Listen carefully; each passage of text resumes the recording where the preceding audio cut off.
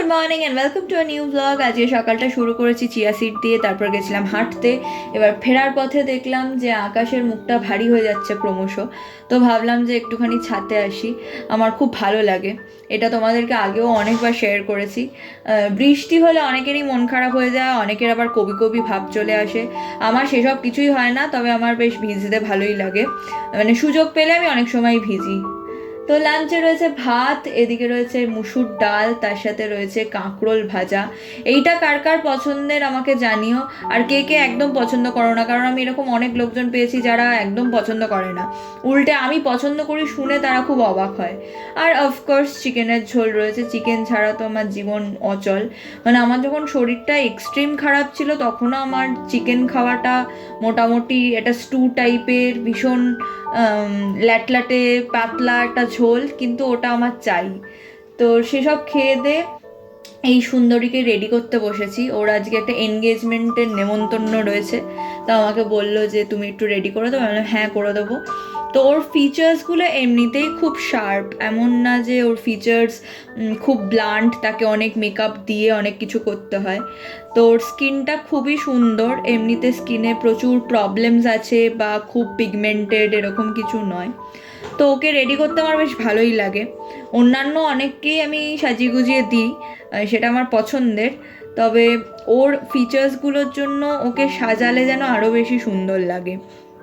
তবে হ্যাঁ, এটাও ঠিক যে আমার নিজেরই এমন না যে খুব শার্প ফিচার্স, তাতে কিছু যায় আসে না। আর এই যে ইনি নিজেকে দেখতেই ব্যস্ত, মানে আমাকে একটুখানি ব্রাশ ছোঁয়ানোরও জায়গা দিতে চাইছিল না।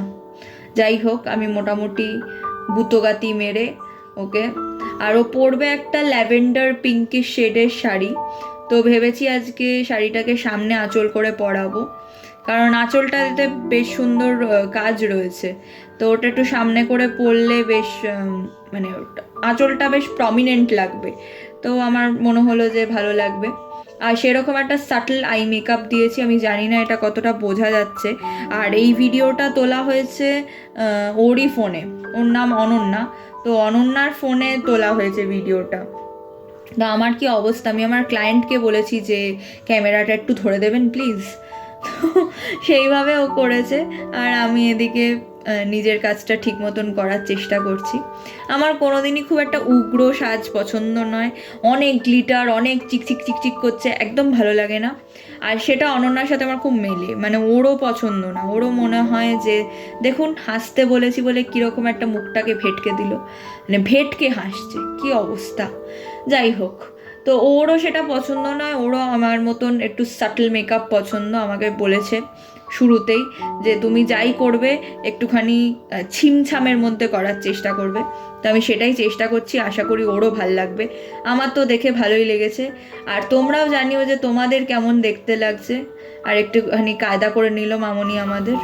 তো এখন বেরিয়ে পড়েছি আর যাচ্ছি একটু নাচের ম্যামের কাছে। তার আগে এই দোকানটা আমাদের খুব পরিচিত, খুব পছন্দের একটা দোকান, দাদার রেসিপিগুলো জাস্ট অসাধারণ। তো ভাবলাম একটুখানি চিকেন পকোড়া নিয়ে নিই, আরও অনেক কিছু পাওয়া যায়, লোটে ফ্রাই, তারপরে ফিশ ফিঙ্গার, ফিশ ফ্রাই, অনেক কিছু পাওয়া যায়। আর দাদার চিলি চিকেনটা জাস্ট অপূর্ব খেতে হয়। তো প্লিজ তোমরাও যদি কেউ নেতাজিনগর এরিয়ায় থাকো তাহলে ট্রাই করতে পারো। হনুমান মন্দিরটার কাছেই দোকানটা একদম।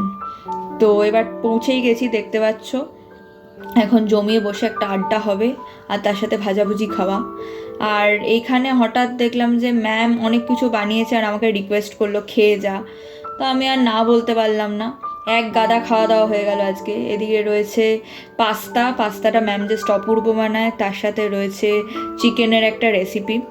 তো চলো, খাওয়া দাওয়া হয়ে গেছে, এবার বেরোই, ধরেছি বাড়ি ফেরার পথ। দেখা হবে নতুন আরেকটা ভ্লগে। টিল দেন টাটা, সবাই খুব ভালো থেকো।